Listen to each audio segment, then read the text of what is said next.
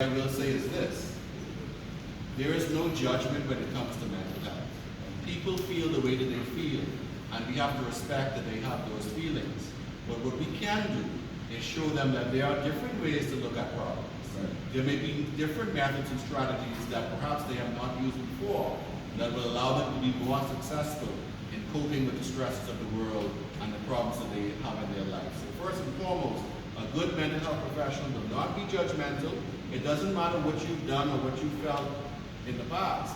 As long as you wish to learn something different and look at things from a different point of view, then I think they're going to be able to work well. If they do need a therapist, as long as they keep an open mind. And the therapist, if they're professionals, certainly should be opening with an open mind as well.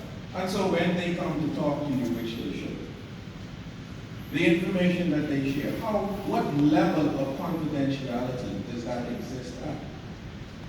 And so this is why when you seek help, you must make sure that you seek help from a professional, a licensed professional who has a code and a standard, who goes by ethics and professional standards.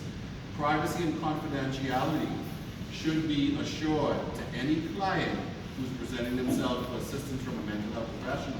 Now, there are certain exceptions to that rule, and as a forensic subspecialist, I can go into many of those that may, differ from those statements I just made.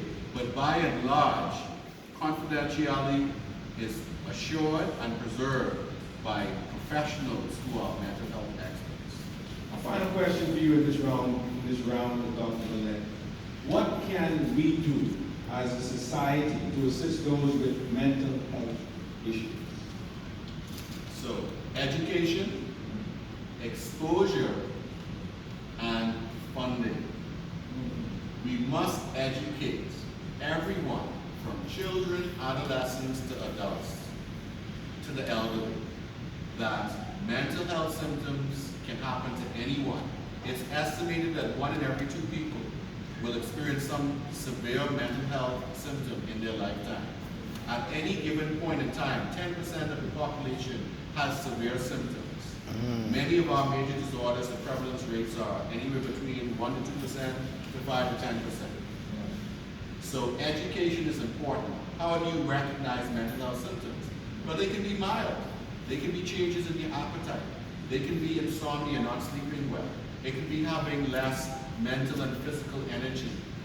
It can be more serious, like severe mood changes, irritability, agitation, even aggression or violence, substance misuse. So we have to teach our public how to recognize these things about themselves, their partners, their family, and even persons in their community. Exposure. Wonderful forums like this continue to educate and press the importance of mental health. So again, I commend Toastmasters 1600 for putting on a wonderful forum like this that will help to educate and promote mental health. And now we have to be honest. Funding. For far too long, governments, not just here, but around the world, have always looked at mental health as being less than. So we do not put the resources, whether it's infrastructure, getting professionals who are qualified, or making sure that we can purchase modalities like medication or other treatments that can help persons if it is required. Mental health institutions have notoriously been underfunded in this country. And until the public decides we want to promote and prioritize mental health, then unfortunately that it may still be underfunded. So that's why the education and exposure comes in. But the funding is important because access, if you have a problem and you want help and you can't access the help, either because of public resources or something that's affordable in the private sector, if the medications are not available because they haven't been prioritized by pharmacies and whatnot, then we're still spinning our wheels and we're not going to make progress. But the education from an early age, from schools to workplaces, etc., the exposure with forums like this and other things, and most importantly, the funding. Thank you very much, Dr. Dillet. Thank you.